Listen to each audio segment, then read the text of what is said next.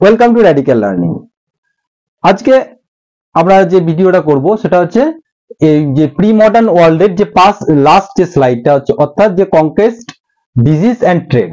এই conquest, disease and trade কিভাবে এই প্রি মডার্ন ওয়ার্ল্ডে তারা কিভাবে তারা একে কানেক্টেড ছিল, তাই না? এবং এই কনকোয়েস্ট অর্থাৎ যে কোনো কিছু টেরিটরি যে জয়লাভ করা, ঠিক আছে, এবং তার সাথে সাথে ডিজিজের কি রোল ছিল, এবং ট্রেড অর্থাৎ ট্রেড ডিজিজ কিভাবে কনকোয়েস্ট করতে সাহায্য করেছিল।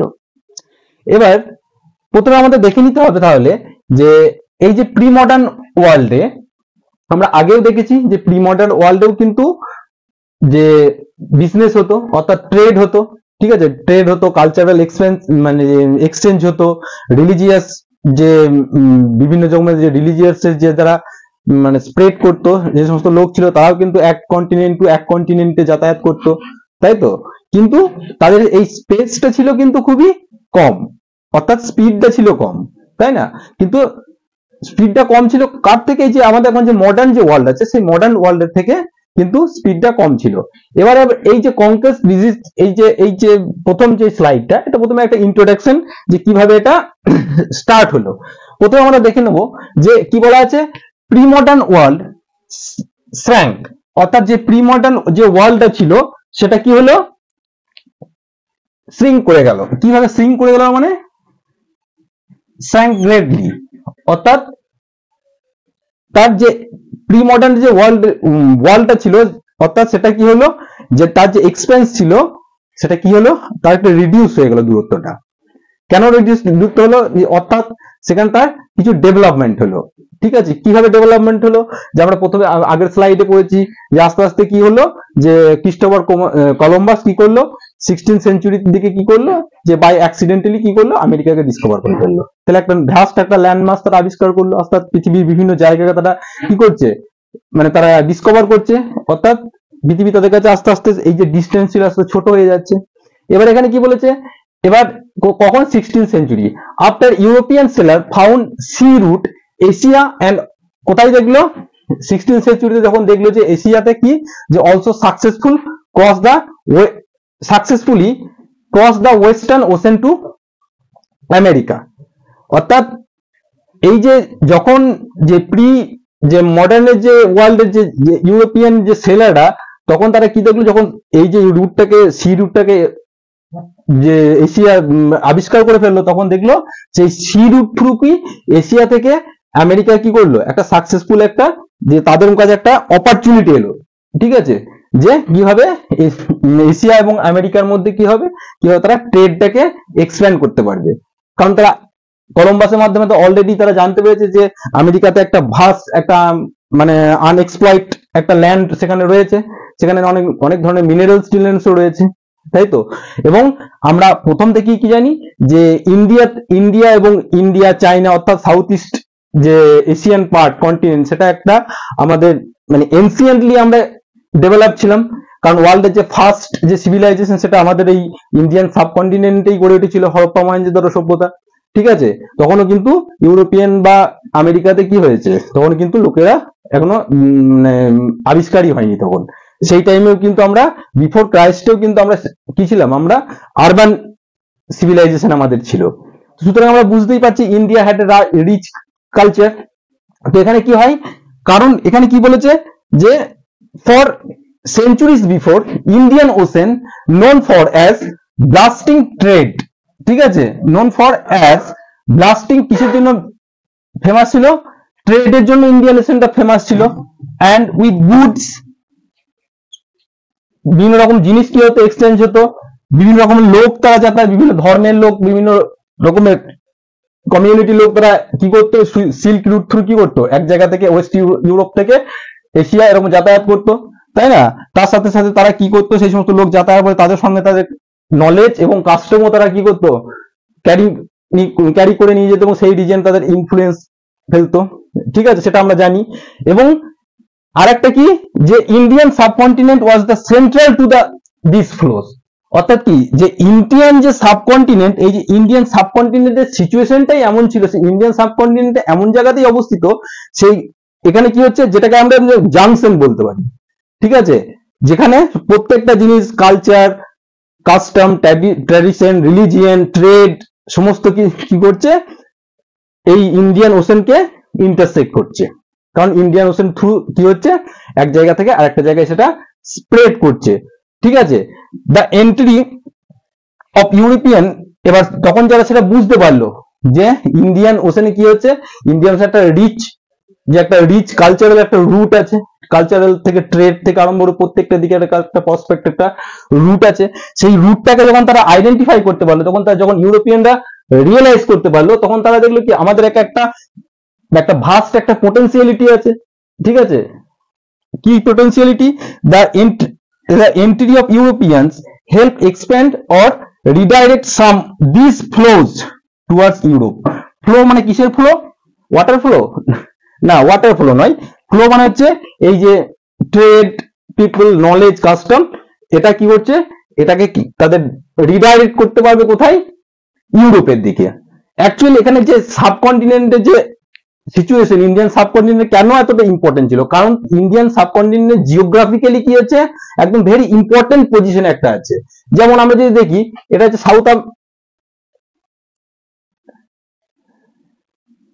এটা কি আমেরিকা,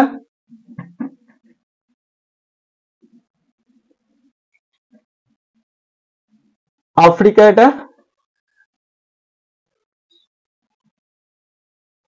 এটা ইন্ডিয়া,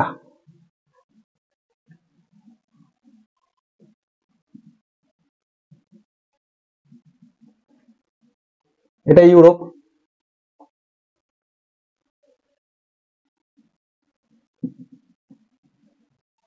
এটা অস্ট্রেলিয়া। এটা মোটামুটি একটা ওয়ার্ল্ড ম্যাপ। এটা সাউথ আমেরিকা, এই জায়গা যে ইউরোপ হচ্ছে এই জায়গাটা। ঠিক আছে, সুতরাং ইউরোপ থেকে আমরা প্রথমেই জেনেছিলাম যে এখান থেকে কলম্বাস কি করেছিল, সে আমেরিকাকে আবিষ্কার করেছিল, নর্থ আমেরিকাটা সাউথ আমেরিকা। ঠিক আছে, আর এখান থেকে আমাদের ইন্ডিয়া, এখান থেকে আমরা জানি যে ইন্ডিয়ার যে সিল্ক রুট, এই যে সিল্ক রুট ছিল ইউরোপের সাথে কানেক্ট ছিল, তার সাথে সাথে এখানে যে সি রুট ছিল, এই সি রুটের সাথে ওয়েস্ট আফ্রিকা, কেনিয়া থেকে আরম্ভ করে একদম এই দিক দিয়ে মেডিটেরিয়ান সি করে একদম কোথায় যেত, ইটালি পর্যন্ত এখানে চলে যেত। তাহলে এই যে ইন্ডিয়ার যে পজিশন, এই যে ইন্ডিয়ার পজিশন, এটা কি, এটা হচ্ছে ইন্ডিয়ান ওশেন, তাই না, এই মাঝে এই জায়গাটা হচ্ছে ইন্ডিয়ান ওশেন। এই ইন্ডিয়ান ওশেন কি কানেক্ট করছে, ইন্ডিয়ান ওশেনকে একটু পেরিয়ে এলে এটা আমরা কি আসছি, প্যাসিফিক ওশেন, এটা আটলান্টিক ওশেন, সরি, এটা হচ্ছে আটলান্টিক, এটা হচ্ছে ইন্ডিয়ান ওশেন, আর এটা হচ্ছে প্যাসিফিক ওশেন, এটাও প্যাসিফিক ওশেন। তাহলে কি ইন্ডিয়া কি করছে, ইন্ডিয়া কানেক্ট করছে কি, এর পজিশনটাই এমন জায়গাতে রয়েছে, এই দিক দিয়ে থ্রু কোথায় কানেক্ট করছে, প্যাসিফিক ওশেনকে কানেক্ট করছে, আর এই দিক দিয়ে আটলান্টিক থ্রু আটলান্টিক ওশেনকে কানেক্ট করছে, তাই না। সুতরাং সেই জন্য কি ইন্ডিয়ার এই সমস্ত যে সমস্ত দেশ আছে, এখান থেকে আরবিয়ান কান্ট্রি থেকে আরম্ভ করে ইউরোপ, আফ্রিকান কান্ট্রি থেকে আরম্ভ করে চাইনা, আমেরিকা থেকে চাইনা, ইন্ডিয়া থেকে আরম্ভ করে এইখান থেকে বার্মা, মায়ানমার থেকে আরম্ভ করে প্রত্যেকটা দেশে কি তারা ট্রেড এই রুটের মাধ্যমে করতো। সুতরাং এই দুটো রুটের মাধ্যমে সমস্ত কিছু ট্রেড হতো প্রি এনসিয়েন্ট টাইমে। তাহলে সুতরাং এই দুটো রুটের মাধ্যমে যেহেতু ট্রেড হতো, এবং তাহলে এই রুটের মাধ্যমে কি হতো, এই সমস্ত ট্রেড, গুডস, নলেজ, এই সমস্ত এইগুলো আউটকাম এই স্প্রেড করতো। সেই জন্য এর পজিশন এটা কি রয়েছে, একদম মিডিল পজিশনে রয়েছে একদম। এখান থেকে সমস্ত কিছু আইডিয়া স্প্রেড হতো, রিলিজিয়ান স্প্রেড হতো, এখান থেকে বুদ্ধিজম স্প্রেড করেছিল, এখান থেকে ইসলাম স্প্রেড করেছিল, আবার এখান থেকে যে খ্রিস্টান সেটাও এই রিজিয়ন থ্রু এসেছিল, এবং তারা ইন্টারসেক্ট করতো কোথায়, এই ইন্ডিয়ান সাবকন্টিনেন্টে। তাহলে এখানে বোঝা গেল যে ইন্ডিয়ান সাবকন্টিনেন্টের ইম্পর্টেন্সটা কতটা। ঠিক আছে, এবার নেক্সট আমরা দেখবো যে ইন্ডিয়ান সাবকন্টিনেন্টের কারণটা এবার তো দেখলাম, যে ইম্পর্টেন্সটা দেখলাম, এবং কেন তারা এবার এই রিজিয়নটা ইউরোপিয়ানরা কেন এবং এই রিজিয়নটা অর্থাৎ জয় করতে, কঙ্কার করতে এত আগ্রহী হয়ে উঠেছিল, সেটা আমরা লক্ষ্য করবো। এবার আমরা দেখব যে আমেরিকার ইনভেনশনের সাথে সাথে কিভাবে ট্রেডটা কিভাবে ফ্লাওয়ারিশ করছে। প্রথমে ট্রেডটা ফ্লাওয়ারিশ করবে, তারপর থেকে কিন্তু আমাদের এই যে টপিকগুলো আছে, যে সাব টপিকটা আছে, যে কনকোয়েস্ট, ডিজিজ এবং ট্রেড কিভাবে কনকোয়েস্ট এবং ডিজিজ কিভাবে ক্যাপচার করে নেবে ট্রেডের মাধ্যমে। অর্থাৎ কিভাবে কনকেস্ট করবে। অর্থাৎ এখানে কি বলা আছে যে আমরা জানি প্রথমেই দেখেছিলাম কি যে America have been cut off, ঠিক আছে, যে রেগুলার কন্ট্যাক্ট ফ্রম দা কি rest of the world millions of year, তাই না? অর্থাৎ 16th সেঞ্চুরি আগে পর্যন্ত কিন্তু আমেরিকা সম্পর্কে কেউ কিন্তু জানতোই না, ঠিক আছে। তাহলে কি হচ্ছে, কিন্তু হিউম্যান ইভলিউশন তো অনেক আগে হয়ে গেছে, তাই না? তার আগেও কিন্তু আমাদের এখানে সিভিলাইজেশন আরো আগে এস্টাবলিশ হয়েছে। ইউরোপিয়ান আমাদের আমেরিকার আগে আমাদের এশিয়াতেই এসেছিল। তো সুতরাং তার আগে কিন্তু কলম্বাসের আগে কিন্তু আমেরিকা সম্পর্কে কেউ কিন্তু জানতো না। তাহলে কলম্বাসের আবিষ্কৃত আমেরিকা কি হচ্ছে বহুদিন থেকে, তাহলে কি হচ্ছে যে রেস্ট অফ দ্য ওয়ার্ল্ড এর সাথে তারা কি ছিল, কাট আপ ছিল। এবার তারা আমেরিকাকে আবিষ্কার করে নিল, ঠিক আছে, কলম্বাস অ্যাক্সিডেন্টালি। এবার তারপরে কি হয় যে from the 16th century it's vast land and abundant crops and minerals began to transform কোথায়, টুয়ার্ডস ইউরোপ। তারপর কলম্বাস গিয়ে যখন বলল যে আমেরিকাতে কি আছে, যে আনএক্সপ্লয়েড মিনারেলস রয়েছে, বিভিন্ন রকম যে ক্রপস রয়েছে, তো সেখান থেকে কি করলো, এবার সেই সমস্ত মিনারেলস এবং ক্রপস গুলো এবং আস্তে আস্তে ইউরোপে এক্সপোর্ট হতে লাগলো। এবং এক্সপোর্টের হওয়ার সাথে সাথে কি করতে লাগলো, mineral began to transform Europe. এবং ইউরোপ থেকে এই সমস্ত মানে ট্রান্সফার হওয়ার সাথে সাথে কি হলো, তাদের যে কন্ডিশন, ওয়েলথ কন্ডিশন সেটা বাড়তে লাগলো, তাই তো। সেই জন্য কি হচ্ছে, তারপরে এবার দেখা যাচ্ছে প্রিসিয়াস মেটাল সিলভার কি কি নিতে লাগলো, যে precious metal like silver also enhance Europe wealth and finance is trade with Asia, তাই না। যেহেতু এবার আমেরিকা থেকে তারা প্রিসিয়াস মেটেরিয়ালস, বিভিন্ন রকমের ক্রপ, সিলভার তারা নিয়ে কি করলো, ইউরোপিয়ানদের যে ওয়েলথ সেটা কি করলো, ফাইন্যান্সিয়ালি তারা স্ট্রং হলো এবং তারা কি করতে লাগলো, এশিয়ার সাথে ট্রেড করতে লাগলো। এশিয়া থেকে তারা, আমেরিকা থেকে তারা কি নিয়ে আসতো, গোল্ড, সিলভার এই সমস্ত নিয়ে আসতো এবং সেই সমস্ত জিনিসগুলো নিয়ে তারা করে আসতো আমাদের এশিয়াতে আসতো। এশিয়া থেকে নিয়ে যেত টেক্সটাইল, কটন টেক্সটাইল নিয়ে যেত এবং বিভিন্ন রকম স্পাইসেস নিয়ে যেত, ঠিক এরকম। তারা সাপোজ এটা আমেরিকা, ঠিক আছে, এটা হচ্ছে আমেরিকা, এখানে হচ্ছে ইউরোপ, এটা হচ্ছে ইউরোপ, আর এটা হচ্ছে ইন্ডিয়ান সাবকন্টিনেন্ট বা এশিয়া ধরে নিলাম আমরা, এশিয়া। তাহলে প্রথমে ইউরোপিয়ানরা কাদের সঙ্গে ট্রেড করতো, প্রথমে ট্রেড করতো এশিয়ার সাথে, অর্থাৎ এশিয়ার মধ্যে মানে মেন যে কান্ট্রি ছিল ইন্ডিয়া, চাইনা, এদের সাথে। এখান থেকে তারা কি নিয়ে যেত, স্পাইসেস, কটন এই সমস্ত নিয়ে তারা ইউরোপে যেত, তাই না। এবং আবার ইউরোপিয়ানরা কি করতে লাগলো, ইউরোপিয়ান থেকে যখন কলম্বাসে যে আমেরিকা আবিষ্কার করলো, আমেরিকার সাথে সাথে তারা ডিসকভার করতে গেলে এখান থেকে কি নিয়ে যেতে লাগলো, প্রিসিয়াস মেটাল, সিলভার এবং ক্রপ এখান থেকে নিয়ে গেল। এখান থেকে নিয়ে প্রিসিয়াস মেটাল নিয়ে তারা কোথায় গেল, ইউরোপে গেল। এবং সেই সমস্ত গোল্ড টোল্ড নিয়ে তারা কোথায় ব্যবসা করতে এলো, তারা ব্যবসা করতে হলো এশিয়াতে, বোঝা গেছে। তাহলে সুতরাং কি হচ্ছে, যে আমেরিকার ইনভেনশনের সাথে সাথে যে ইউরোপিয়ানদের কি হলো, একটা হিউজ একটা তাদের একটা অপরচুনিটি চলে এলো, ঠিক আছে। তারা বিভিন্ন রকম মেটেলস, মানে একদম যে প্রিসিয়াস মেটাল গুলো আমেরিকা থেকে নিয়ে এসে কি করতে লাগলো, ইউরোপে নিয়ে এলো এবং সেই সমস্ত মেটাল গুলো নিয়ে এসে তারা কোথায় নিয়ে এলো, এশিয়াতে নিয়ে এলো, ঠিক আছে। যেমন আমাদের ইন্ডিয়াতে যেমন পর্তুগিজটা কি নিয়ে এসেছিল, ইন্ডিয়ার কালিকট বন্দরে প্রথমে তারা ট্রেড করতে এসে সেখান থেকে কি নিয়ে গোল্ড এবং এই সমস্ত নিয়ে আসতো, এখান থেকে কিনে মশলা নিয়ে যেত, তাই না। তো সুতরাং বোঝা গেল। এবং লাস্ট কি হচ্ছে, মেনি এক্সপেডিশন সেট অফ, অর্থাৎ কিসের জন্য, in search of Eldorado. Eldorado কি, the fable city of gold.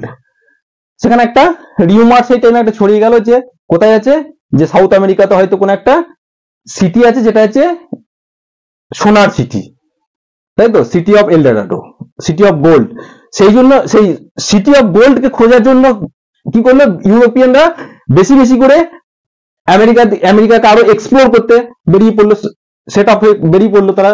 এবং সেই যত তারা এক্সপিডিশন করতে লাগলো আমেরিকাকে, তত কি করতে লাগলো, সেখান থেকে তত পরিমাণে তারা মিনারেলস এবং যে সমস্ত ভ্যালুয়েবল ক্রপস ছিল সেগুলো আস্তে আস্তে তারা ইউরোপে এক্সপোর্ট করতে লাগলো, তাদের নিজেদের দেশে নিয়ে আসতে লাগলো এবং সেই সমস্ত জিনিস নিয়ে তারা এশিয়ার সাথে একদম ট্রেডটা আরম্ভ করে দিল। তাহলে এইভাবে বুঝতে পারলাম যে আমরা যে ট্রেডের মাধ্যমে ট্রেড কিভাবে আস্তে আস্তে আস্তে প্রত্যেকটা কন্টিনেন্ট টু কন্টিনেন্ট কিভাবে স্প্রেড করছে, ঠিক আছে, এবং প্রত্যেকটা কন্টিনেন্ট টু কন্টিনেন্টে স্প্রেড যে ট্রেড স্প্রেড করার ফলে কি হচ্ছে যে এদের মধ্যে যে ওয়ার্ল্ডের কানেক্টিভিটি আস্তে আস্তে আস্তে আস্তে কি হচ্ছে, শ্র্যাঙ্ক করছে, আস্তে আস্তে কমে আসছে, ঠিক আছে, যে নানান অজানা ল্যান্ড আবিষ্কার হচ্ছে, সেখান থেকে মিনারেলস নিয়ে আসছে এবং সেখান থেকে তারা ইউরোপিয়ানস মিনারেল নিয়ে এসে তারা অন্য জায়গাতে কি করছে, অন্য জায়গাতে তারা আরো ট্রেড করছে, যেমন এশিয়া চাইনা, এশিয়ার মধ্যে চাইনা ইন্ডিয়া, যেটা আগেই বললাম। এবার দেখবো এই যে ট্রেড তো স্টার্ট হলো, ঠিক আছে, এবার আমরা যে মানুষের লোভের তো কোনো সীমা নেই, এবং তারা লাস্ট এবার এই ট্রেড পারপাস থেকে তারা দেখতে লাগলো কিভাবে ইউরোপিয়ানরা কিভাবে পার্মানেন্টলি আমেরিকা এই সমস্ত রিজিয়ন গুলোকে, এই সমস্ত কন্টিনেন্ট গুলোকে কিভাবে একদম ক্যাপচার করা যায়, ঠিক আছে। কারণ ইউরোপ কি, ইউরোপ তো খুব ছোট রাজ্য, জিওগ্রাফিক্যালি ইউরোপের এরিয়া কিন্তু আমেরিকা থেকে মানে খুবই কম, ঠিক আছে। আর ইউরোপের কি, ইউরোপে একদম ভাস্ট সুযোগ মানে অপরচুনিটি আছে, কিসের জন্য, বিভিন্ন রকম মিনারেলস, তারপর বিভিন্ন রকম ক্রপস, মানে ভ্যালুয়েবল ক্রপস সেখান থেকে এক্সট্রাক্ট করা। সেজন্য আস্তে তারা কি করলো, ধীরে ধীরে ধীরে ধীরে আমেরিকার প্রতি কনসেন্ট্রেট বেশি করলো, যে কিভাবে আমেরিকাকে কিভাবে কনকোয়েস্ট করা যায়। এবার সে নেক্সট স্লাইড আমরা সেটা দেখব। নাও উইল ডিসকাস যে how the disease pave the way for conquest to America. অর্থাৎ আমরা কি দেখলাম, আগে দেখলাম যে কলম্বাস তো 16th সেঞ্চুরিতে আমেরিকা ডিসকভার করে নিল, এবং কলম্বাস এসে ইউরোপে জানার কি বললো যে ইউরোপ আমেরিকাতে হচ্ছে একদম রিচ, একদম কি রয়েছে, মিনারেলস রয়েছে, ক্রপস রয়েছে, সমস্ত কিছু একদম রিচ ফেসিলিটি রয়েছে। তো সুতরাং কলম্বাসের আইডিয়া নিয়ে যখন ইউরোপে ফিরে আসে, তখন ইউরোপে যে সমস্ত ইউরোপিয়ানস অর্থাৎ পর্তুগিজ যে সেলার ছিল, তারা কি করলো, তারা আমেরিকাকে ডিসকভার করতে বেরিয়ে পড়লো, ঠিক আছে। এবং তারা যখন দেখলো যে সেই রিজিয়নে, আমেরিকার যে রিজিয়নে রয়েছে, সেই রিজিয়নে তো সেখানে তো অরিজিনাল যে আমেরিকার যে বাসী রয়েছে, অধিবাসী রয়েছে, তারাও তো রয়েছে। অর্থাৎ অ্যাকচুয়ালি যে আমেরিকান যে সমস্ত ইনহেরিটেন্স ছিল, যাদেরকে আমরা বলি রেড ইন্ডিয়ান্স, রেড ইন্ডিয়ান্সরা তখনও ছিল। তাহলে রেড ইন্ডিয়ান্সরা সেই রিজিয়নে রয়েছে।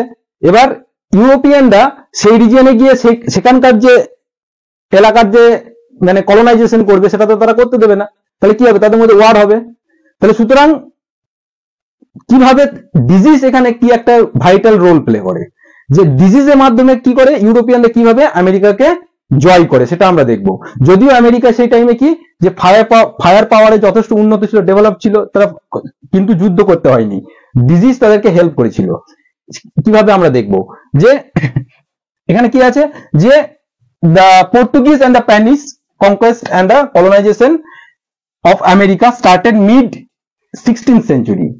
অর্থাৎ কখন তারা কলোনাইজেশন স্টার্ট করেছিল আমেরিকাতে, যে 16th সেঞ্চুরিতে কলম্বাস আবিষ্কার করেছিল, ডিসকভার কখন করেছিল আমেরিকা, 16th সেঞ্চুরি প্রথম দিকে। তারপরে তারা কিন্তু এরা কলোনাইজেশন প্রসেস স্টার্ট করতে যায় নর্থ আমেরিকাতে। তারপরে কি হয়, European conquest was not and just result of superior fire works. অর্থাৎ তারা যে আমেরিকাতে কনকোয়েস্টটা করলো, সেখানে কিন্তু ফায়ার ওয়ার্কের কোনো রোল ছিল না, ঠিক আছে। ফায়ার ওয়ার্ক অর্থাৎ ফায়ার পাওয়ারের মাধ্যমে তারা কনকোয়েস্ট করেনি। তাহলে কার মাধ্যমে করেছিল, এই মেন কারণ হচ্ছে ইট ওয়াজ দ্য জার্মস, ঠিক আছে, germs like a smallpox, chicken pox that they carried. অর্থাৎ এখানে স্মল পক্স এবং চিকেন পক্স তারা যে সঙ্গে করে নিয়ে এসেছিল, সেটা হেল্প করেছিল। এবার স্মল পক্স এবং চিকেন পক্স কিভাবে হেল্প করে, কারণ কি, কারণ আমরা প্রিভিয়াস স্লাইডে আমরা পড়েছি যে একটা মানুষ বা কেউ যখন একটা কমিউনিটি অফ পিপল যখন এক জায়গা থেকে আরেক জায়গায় মাইগ্রেট করে, তার সঙ্গে কি নিয়ে যায়, তার সঙ্গে তার খাবার নিয়ে যায়, ফুড নিয়ে যায়, ট্র্যাডিশন নিয়ে যায়, কালচারও নিয়ে যায়, এবং সেই যে রিজিয়ন থেকে যে রিজিয়নে যায়, সেই রিজিয়নকেও সে ইনফ্লুয়েন্স করে। তো সুতরাং মানুষ যখন ইউরোপ থেকে নর্থ আমেরিকাতে গেল, এই সমস্ত জিনিসগুলো তো নিয়ে গেলই, তার সাথে সঙ্গে নিয়ে গেল ডিজিজ এবং জার্মসকেও সঙ্গে নিয়ে গেল। এবার ডিজিজ এবং জার্মস কিভাবে ভাইটাল রোল প্লে করলো, কারণ কি, because of their long isolation, America original inhabitants had no immunity against these diseases. These diseases মানে স্মল পক্স। কারণ আমরা আগে দেখেছি যে আমেরিকার যে সমস্ত অরিজিনাল ইনহ্যাবিটেন্টস যে সমস্ত লোক ছিল, তারা কিন্তু কি ছিল, যে আমাদের যে আউটার ওয়ার্ল্ড থেকে বিফোর 16th সেঞ্চুরি আগে পর্যন্ত তারা কাট আপ ছিল, তাই তো। তারপরে 16th সেঞ্চুরির পরে কি হলো, যখন ইউরোপিয়ান আমেরিকাতে এলো, যখন তাদের মল পক্সের সিমটমটা তাদের সঙ্গে ভাইরাসটা নিয়ে এলো, তখন তাদের মধ্যে সেই ইমিউনিটি পাওয়ারটা গড়ে ওঠেনি। আমাদের প্রত্যেকটা শরীরে কি হয়, একটা ইমিউনিটি সিস্টেম থাকে, যে ইমিউনিটি সিস্টেমটা কি করে আমাদের রোগ ব্যাধি এই সমস্ত থেকে আমাদের রোগ প্রতিরোধক শক্তি গড়ে তোলে, একটা ক্ষমতা, একটা স্ট্রেংথ তৈরি করে। আর আমরা স্মল পক্স আমরা জানি একটা কমিউনিকেবল ডিজিজ, মানে প্রচন্ড ছোঁয়াচে রোগ।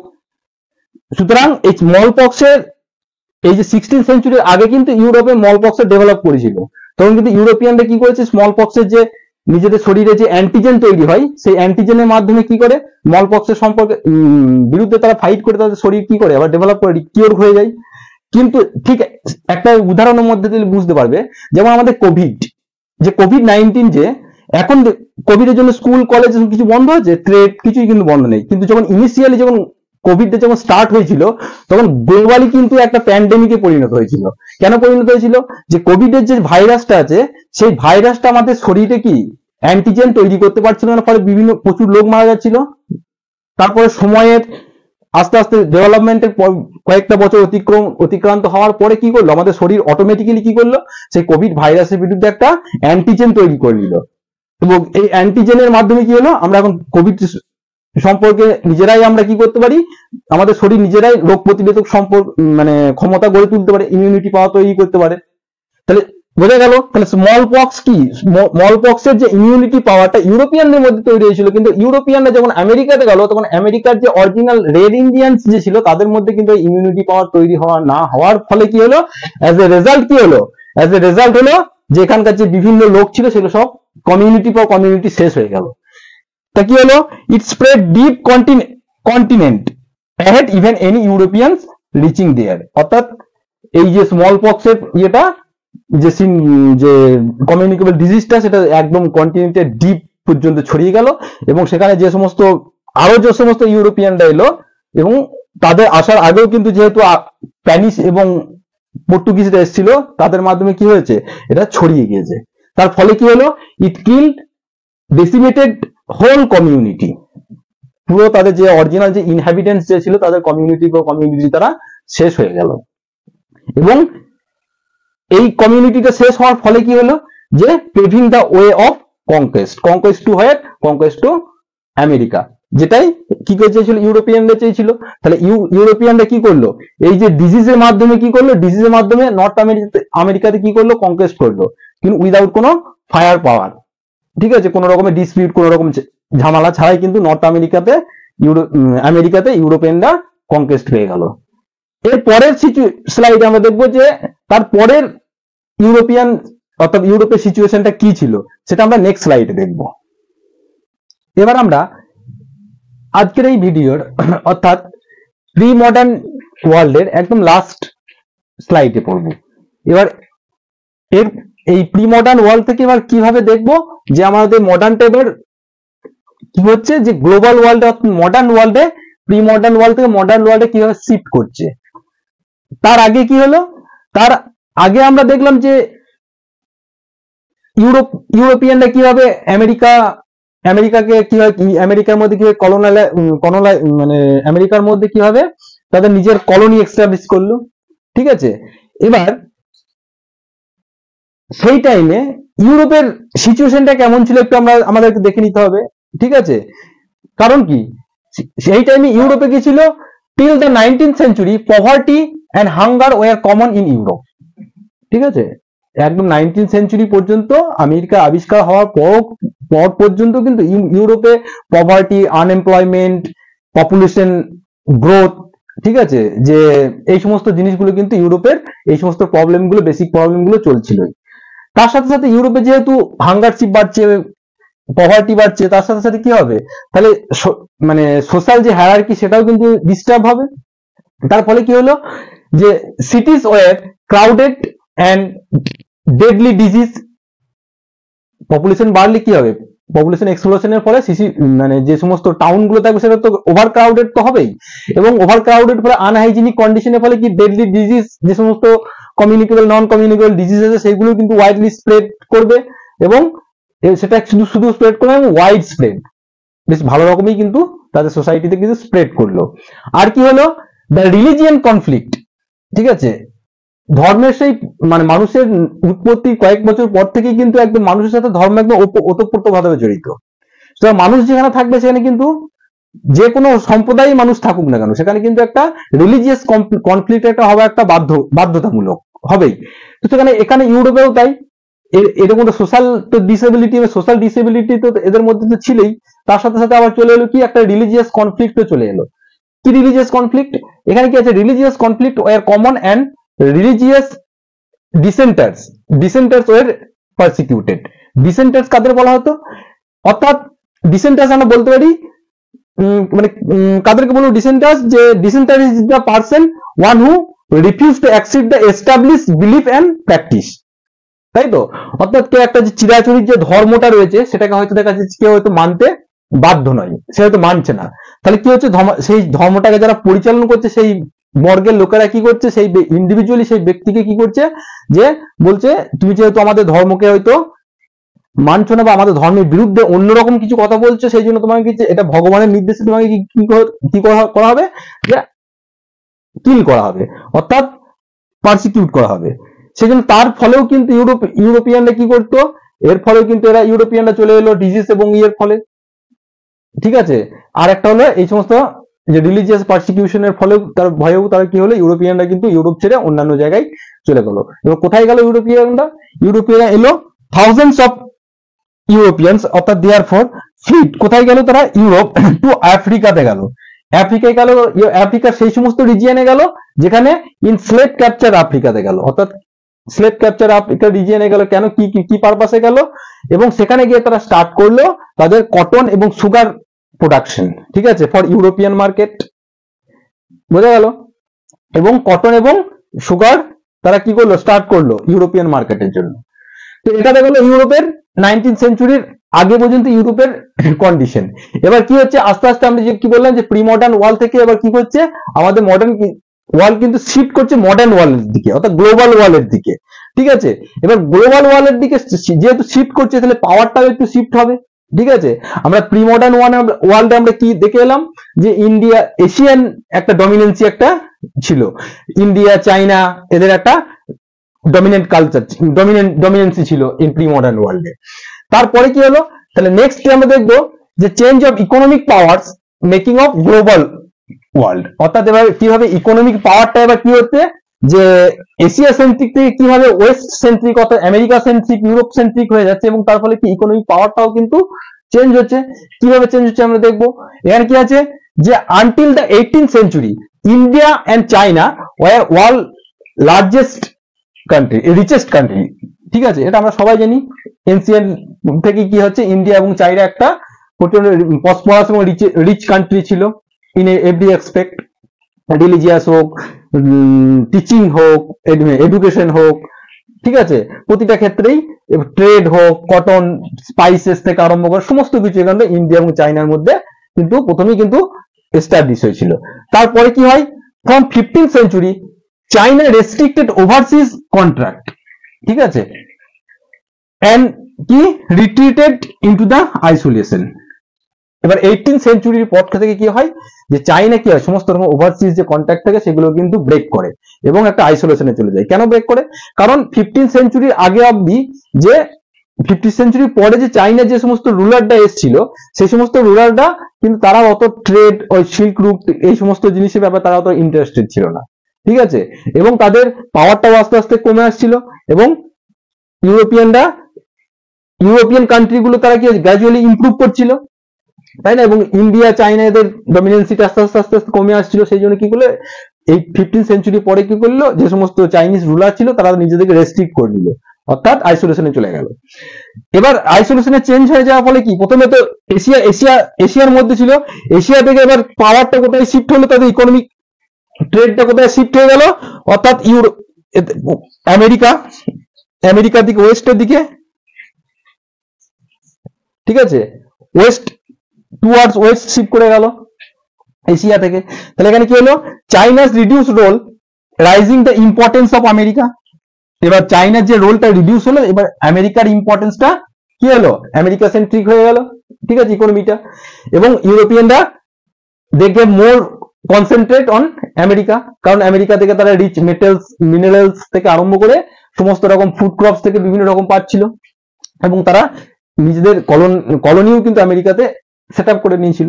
এবং এরপরে কি হয়, গ্র্যাজুয়ালি মুভড সেন্টার, অর্থাৎ যে ট্রেড যে সেন্টারটা সেটা কি করে মুভ করে গ্র্যাজুয়ালি, আস্তে আস্তে ট্রেড ওয়ার্ল্ড কোথা থেকে, ওয়েস্ট ওয়ার্ল্ড যেটা বললাম, অর্থাৎ ইস্ট থেকে কিভাবে আস্তে আস্তে আস্তে চাইনার আইসোলেশনে যাওয়ার পর নিজেকে ওভারসিজ যে সমস্ত কন্ট্যাক্ট ছিল সেগুলো রেস্ট্রিক্ট করার ফলে কি হলো, আস্তে আস্তে সেখানে চাইনিজ ডমিনেন্সি কমে গেল এবং আস্তে আস্তে কমে গেল ইউরোপ অর্থাৎ আমেরিকার দিকে ওয়েস্ট ওয়ার্ডে আসতে লাগলো।